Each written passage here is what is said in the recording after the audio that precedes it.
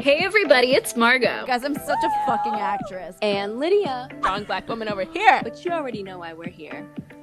Pop off, sis. I went commando on public transportation, huh? Oh my god. I love a good lazy river because I'm lazy and I like water. Pop off, sis. Guys, I'm not gonna lie, I'm kind of hungover right now. The content you may not want but deserve. Pop off. I think I popped off about that. You popped off. Pop off, sis! Welcome back, everyone, to another episode. So, hi guys. I never know how to do an intro. That was good. We're keeping it, but like, I'm so Good. sorry. I'm like, literally, if you play back every episode, I'm like, you're like you, and then I'm like, hi. Hi guys. Hello. Hello, we are here and we are ready to talk about the latest and greatest and not so greatest pop culture news. But first, we have to talk about ourselves. So, Lydia, what is your rose? What is your highlight this week? Well, my highlight's kind of like a future highlight. I'm very excited that we are going into a 3-day weekend at the moment. So the day this comes out, I will have just enjoyed a wonderful Monday off because of Indigenous Peoples Day, Monday, October 12th. So I'm excited to just enjoy this long weekend and have a short work week. So that's what's going on with me. How are you doing, Margot? I'm good. I'm good. That sounds wonderful. I wish I had a 3-day weekend. I definitely do not, but that's okay. It's fine. Everything's fine. My rose this week is that I was cast in a Zoom play. Woo-hoo! Hooray! Listen, last Friday, I just decided, I saw that they were having these auditions online. Oh my gosh, that emoji just really it hit home. Thank you for your support, Lydia. Nothing says congratulations like the Zoom hand in the corner. Oh my gosh, quick side note.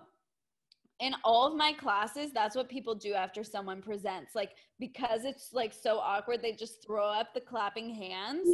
And it's so funny. This is like the universal sign of like, you did a good job now. Mm-hmm. Anyway, but yes, you were cast in this play. Yes, so I just kind of decided to audition, and then I had callbacks, and so I was cast in one of these plays. There's short, like 10-page plays, and there's going to be a live streamed pay what you can live stream. There's going to be a pay what you can live stream on October 23rd. I will keep you all updated. I will be posting links. I will be promoting this. I can speak English, I promise, even though I keep tripping over my words today.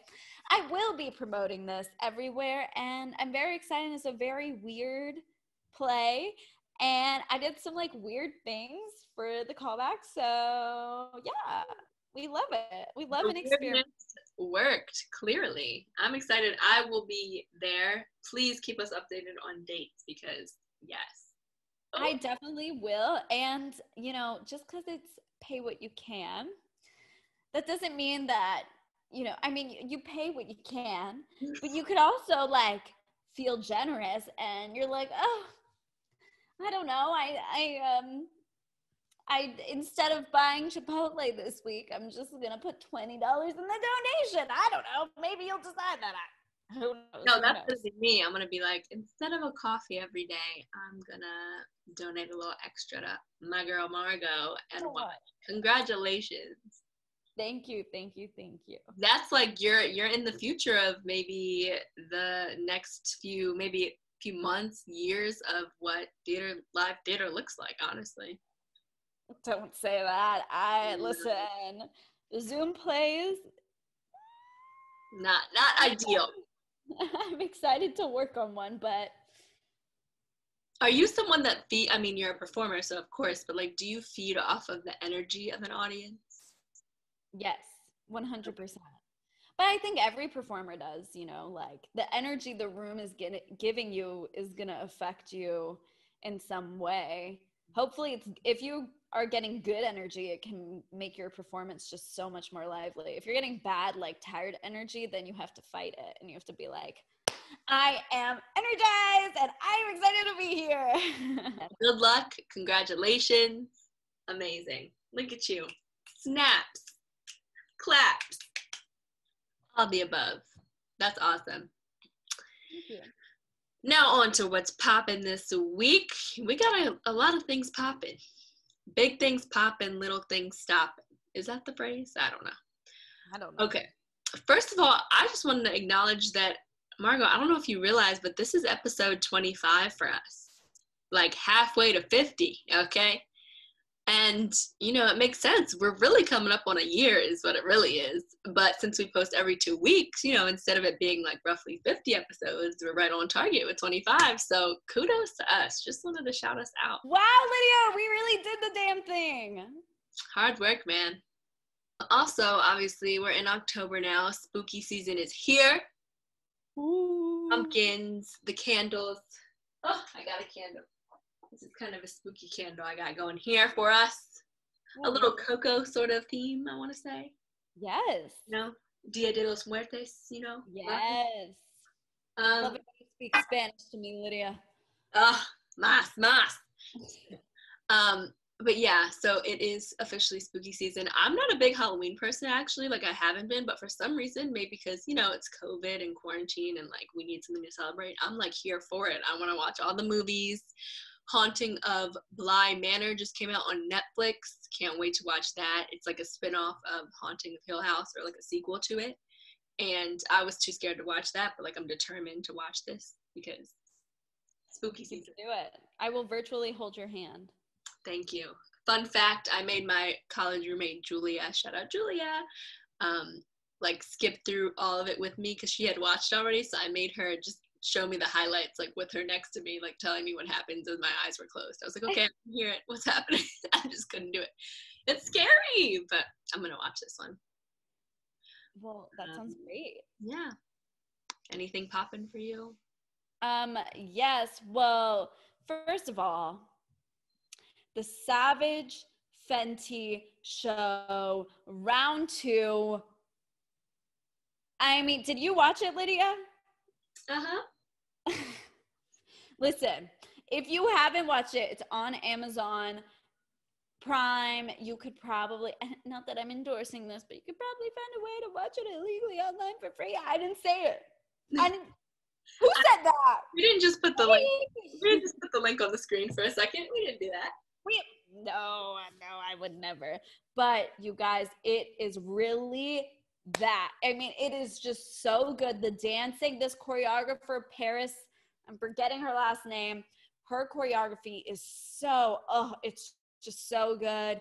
I mean, the lingerie, we got men in this one. Like, they created a men's line, and it is just everything. You're seeing all the body types. You're seeing all the colors, and we love the inclusivity. You're seeing people with disabilities. You are seeing all of the people. Everyone looks flawless, and it is just that good. So like I said, you got to check it out. And, you know, I watched it with a couple friends. We were sipping on some warm, like fall hot cider mixed with some whiskey, some Jameson drink. There was like 2-3 of us, and we were just dancing and shaking it and watching and screaming and enjoying the moment. So thank you, Rihanna. Thank you. And where's the album, Rihanna? We're waiting. We'll wait. The other thing that I just have to acknowledge, I mean, what's really happening, the person who really deserves all the praise this week, I mean, they just did an outstanding job, is the fly that landed on Mike Pence's head during the vice presidential debate. I mean, shout out to that fly. You are getting it done. I think I need to stand up for this fly. Oh, I have sweatpants on, everyone. This is my standing O for the fly. The fly gets the reaction too. Oh, yeah. I mean, So- that could not have been planned any better. Oh yeah, I mean it was just pure genius from that fly. I mean, I want to know what was going through that fly's head, and I want to meet that fly and give it, some sort of award, some sort of comedy medal, because it was really comedic gold.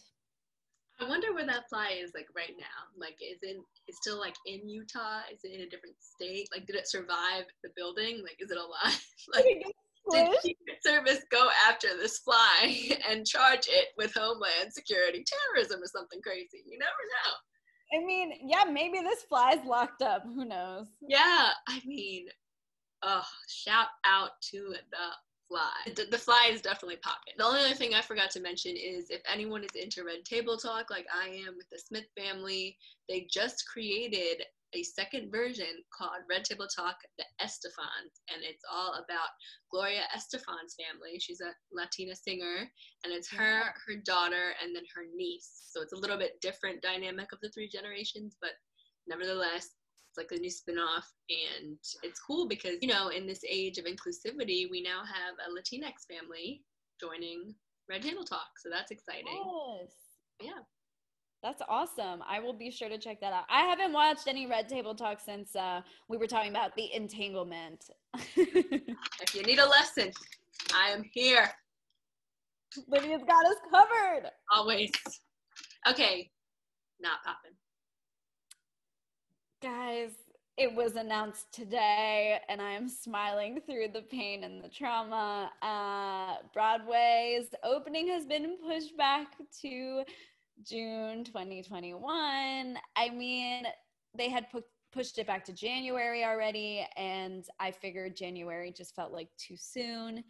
But yeah, guys, oof.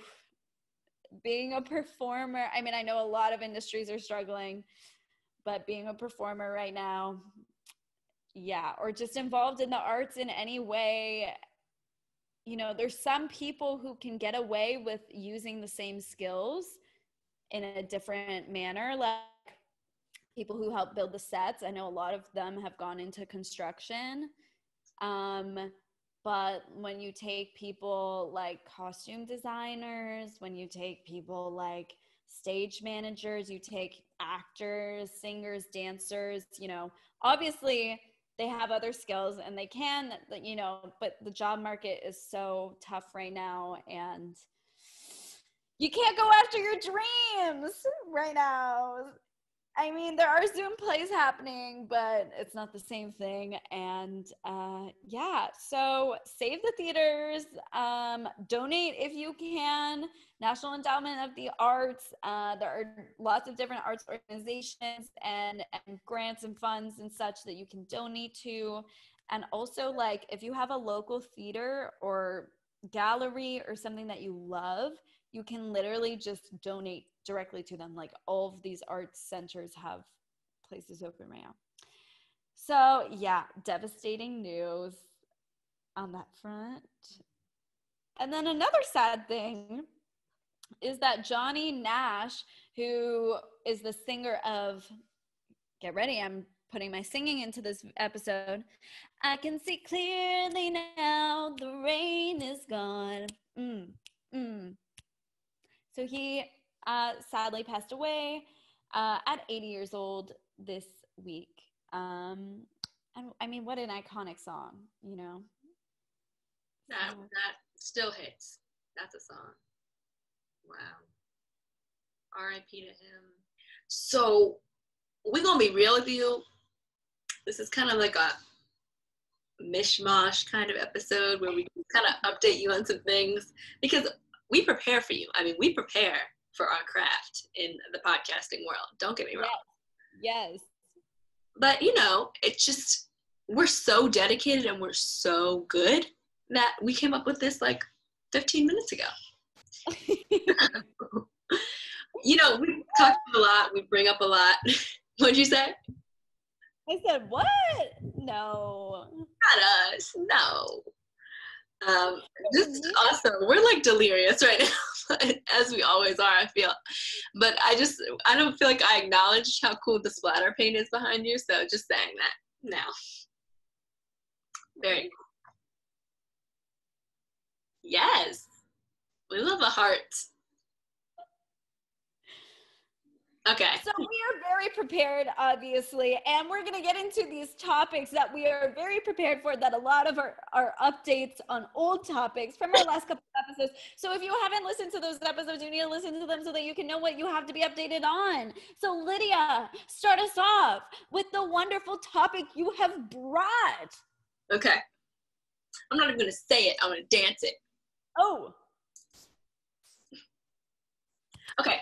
I was doing the Carol Baskin. Okay.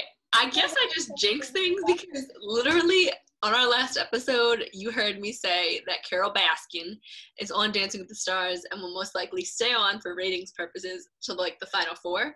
Okay, I think we're in like week 3 of Dancing with the Stars, and she got that very episode day, like when we had episode 24 come out, Carol Baskin was eliminated that night from Dancing with the Stars.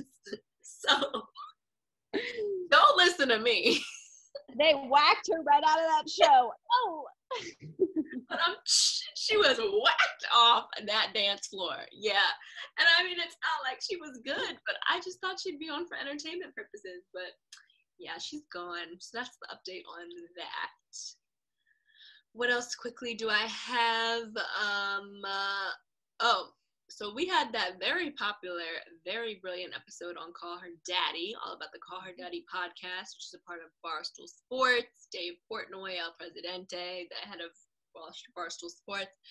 Basically, go back and listen to the drama about that if you haven't. But the latest update with that is that Sophia, who is one half of Call Her Daddy, now on her own, has launched a new podcast all on her own called Sophia with an F. Interesting title. Okay. So tell me, is this, and remember that if you haven't listened to all the drama yet, we detail it so well in that episode, so you'll know exactly what we're talking about. But is this going on the Call Her Daddy network, this new podcast, or is it separate?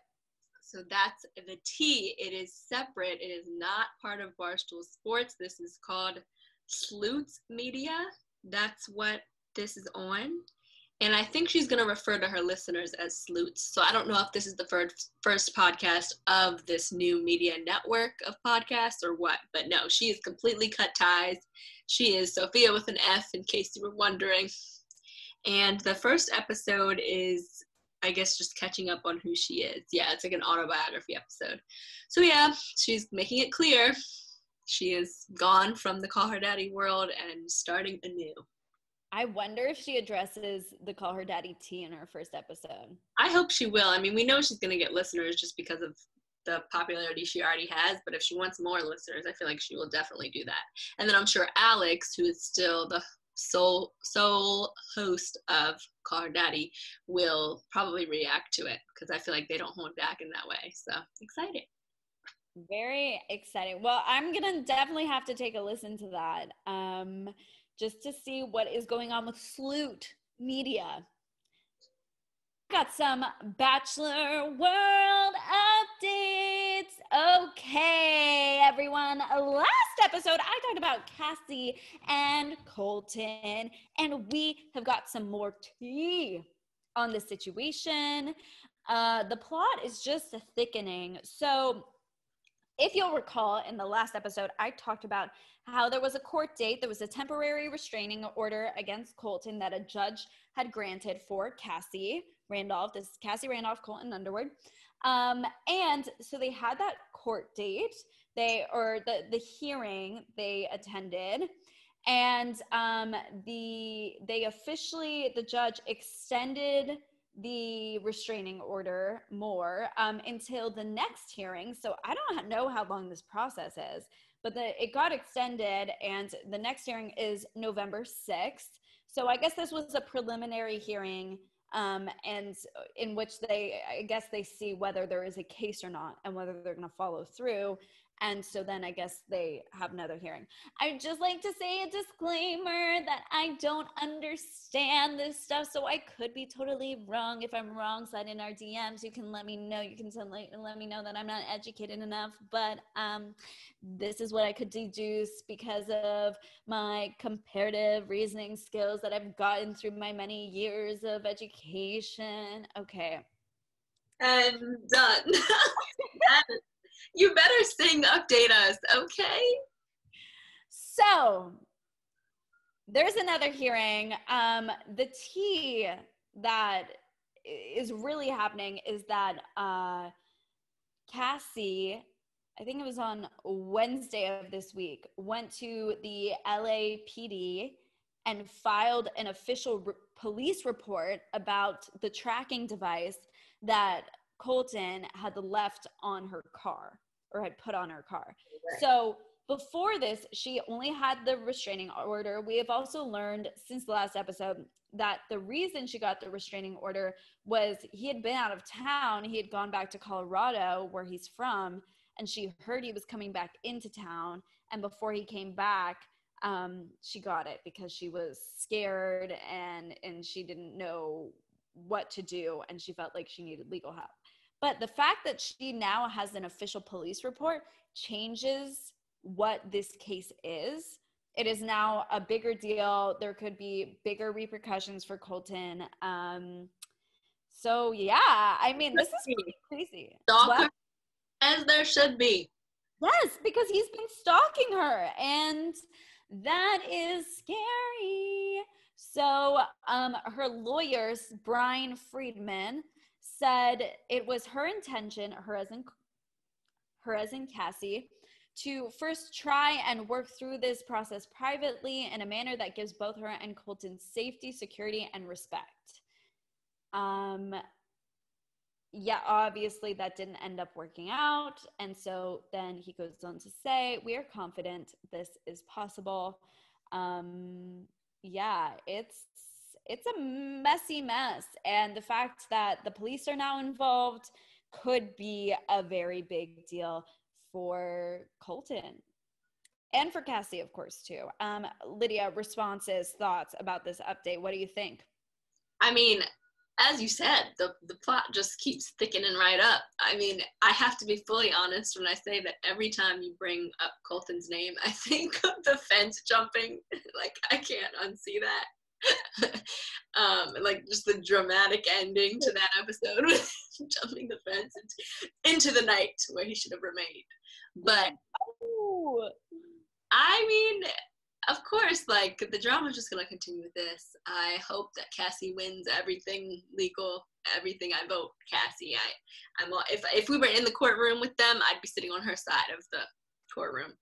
Oh yeah.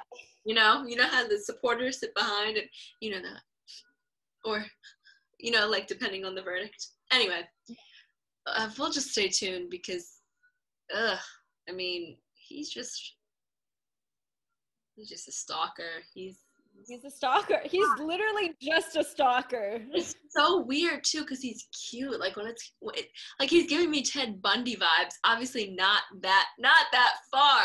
I just mean like in terms of like Ted Bundy was like kind of hot but crazy. Yeah. Like okay, I'm sorry. You can't have Zac Efron play Ted Bundy on Netflix and not like be like, oh, Ted Bundy. I know that was Zach, but like if you just Google Ted Bundy, he was cute. And Colton is clearly cute. In other Bachelor franchise news, Hannah Brown, I said that weird, who was the last Bachelorette who didn't end up with anyone. And her runner-up, Tyler Cameron, since the show ended, had been seen canoodling, and everyone was wondering what their relationship was and all this stuff. Well, she just launched her YouTube channel, and as the second video that she uploaded, she did a honest reveal of her relationship with Tyler. Like, they were on screen together talking about what has happened since filming the show. And I mean, they were a part of the infamous TikTok quarantine crew. because she went down to Florida to hang out with him after his mother passed away, like literally right before quarantine. And she went down there and then was stuck when quarantine got really bad, or Corona got really bad, and everyone had to quarantine. And so she was stuck there, and they were telling some tea, you guys. First of all, they were in the same house. They were sleeping in the same bed every night, but they swore that they didn't even kiss. I mean, I know that face, but by the end of the trip, they were not on speaking terms. Like, she left and they didn't even say goodbye. Like, they were just, and she was also very honest. Like, I didn't know this, but apparently when she went down there, her brother had just had an overdose, and was being sent to rehab. His mother had just passed away, and they both said that they were like using each other to like heal their traumas, but it just wasn't very healthy. So, I mean, they really unpacked a lot. They were a lot more honest than I thought they would be, and it was really entertaining to watch. And so I just shipped them. You know, he was the runner-up. I think they would be cute. But what was kind of clear to me, I was analyzing the body language situation, and it looked like to me that she was more interested in him than he was with her, which is an interesting flip from obviously when he was on the show and he was like, I want to marry you kind of deal. So, I mean, TBD what happens with that, but I appreciated their honesty, and it was just some good Bachelor tea. Okay, I'm going to start our popping off in 3, 2, 1. Okay, so basically, I just want to say that with everything Margot was talking about with unemployment, in my job that I'm doing now, I hear a lot about problems people are having with unemployment, and it's just been very disheartening to me how so many people across this country can't even get a response from their unemployment offices. It's handled at the state level, and like, I know they're inundated right now, but it's the least that they can do is to respond to these desperate people that literally aren't putting food on their table for themselves or their kids, and it's really been weighing heavy on me, and I just feel for those people that can't even get help from the people that are supposed to help them. Sorry. Oh my goodness, you cut into my time, but that was so beautiful. Thank you, Lydia. Okay, ladies and gentlemen and non-binary folks, what am I going to do? Because my career field is no longer going to exist. I mean, it's still going to exist. Listen, theater has always survived, but like, I am freaking the fuck out. Broadway is closed. Broadway is closed. This is a big deal. Please care about us. Please support us because we need help, and I have no idea what I'm going to do with my life. Okay, thank you. Way to go. Even with me cutting in, I wasn't even looking at the 30-second mark. Good job. I mean, until it's November 4th, we're not going to stop saying vote, vote, vote, vote. Like, seriously. I've heard some encouraging things. You know, I'm not one to listen to polls because I think anything could happen. So don't listen to those. But there obviously is voting has begun in many states, which is awesome. And I heard something on the news that basically in terms of young Black turnout in, I'm forgetting which state, but they had more young Black voters have already voted than all of the Black voters in that state in the 2016 election. So basically, with all this early voting happening, there's already new records being set. So that's like amazing to think, you know, people are definitely taking this more seriously, hopefully, and showing up and mobilizing. So great, but it can never hurt to remind everyone to vote. Never. I mean, listen, guys, we have 25 days left. 25. When this comes out, I can't do math. It'll be less than that when this comes out, okay? You got to figure out how you are voting. Are you voting by mail? When is that deadline? I'm going to Google it. I'm going to figure it out. Maybe it already passed. If it already passed, breathe. It's okay because you can still vote. You can vote by dropping it, and they have drop-in boxes. I don't know what they're really called in different neighborhoods. Do you have one around you? When do you have to drop it in by? Figure it out. Oh no, I missed that deadline. What can I do? A lot of places have early in-person voting. We love that. I think that's what I'm going to do. What are you going to do, Lydia? Do you know yet? I am planning to early vote. I am planning to stand in line and do that. I still feel, you know, comfortable enough with a mask and socially distanced to do that. So I'm very much looking forward to doing that. You can vote in person November 3rd. Just be aware that there could be really long lines because of COVID precautions, etc. But listen, people, we're going to get out there. We're going to get this done. We are going to vote. We are going to make our votes count. Thank you. Yes, so beautifully said. Amen to all that, Margot. And just to add a little thing onto that you already know, I think at least in Maryland, on election day, on November 3rd, if you need to wait till then to vote, you can go as late as 8 p.m. If you're in line by then, you will be able to vote. And wherever you are, just go on your Board of Elections website, make sure you're registered, have a plan. I know we hear that all the time on the news. Have a plan. I'm just repeating you, Margot, but yes. I feel like I'm becoming one with the night. I feel these candles are the only source of light. Spooky vibes. Very spooky vibes. Vote. It's so important. It's so important. We know this. A little very quickly, I know we're running out of time. We always do this, but I don't really have much to say on the first presidential debate. Literally just now we got word that the second debate has been canceled. That could change again by, I think it's scheduled for the 15th, the next one. So that could change up to the day probably. What's going on with that? Yeah. The VP debate was an actual type of debate. Sorry, Margot, I don't know if you have any words to say on the presidential one. Embarrassing?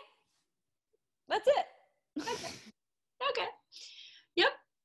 VP debate was more of an actual debate. Obviously, if you have not watched, go watch some clips or just watch the whole thing if you want to see a strong Black Indian woman tear into and smartly cut down with her words a man that is a part of an administration that is for no one but himself.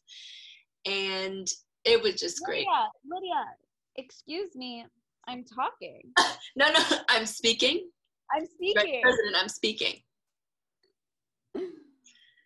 She hit us with those looks. She said,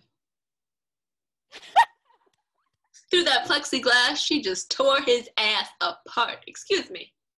She did that. She laughed. She was like, let me write my notes. And then she gave us a lot of this. My thing about Senator Harris, she loves you can't see my hand, but she's very she does a lot of okay. Yeah. This is such a strong, woman hand pose, I feel like. And now for our quotes of the day.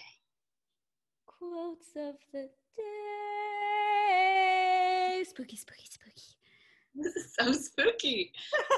Okay. I feel like I'm meditating, but in a dark forest. Ooh. All I have to say for my quote of the day by Matt Goetzman, he's an artist, a musical artist. He said, "Our greatest luxuries are internal." Beautiful. Beautiful. Very, thank you. Thank you, Spooky Lydia. Spooky. Oh, she hit me with the claps. Thank you. It means a lot. My quote is from Henry Ford, and it is, "Failure is only the opportunity to begin again, this time more intelligently." Mm-hmm. What's a post-COVID world going to look like? How are we going to set ourselves up so that we can do better next time a global pandemic hits? Failing is normal, and we call it embracing the suck in my theater classes.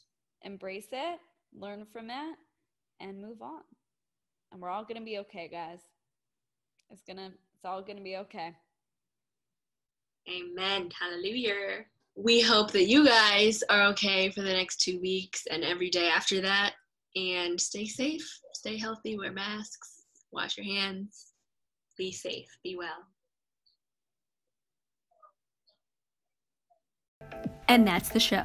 Stalk us on Instagram at popoffsis.podcast and check out our Pop Off Sis YouTube channel. We'll see you next time. Pop off, sis.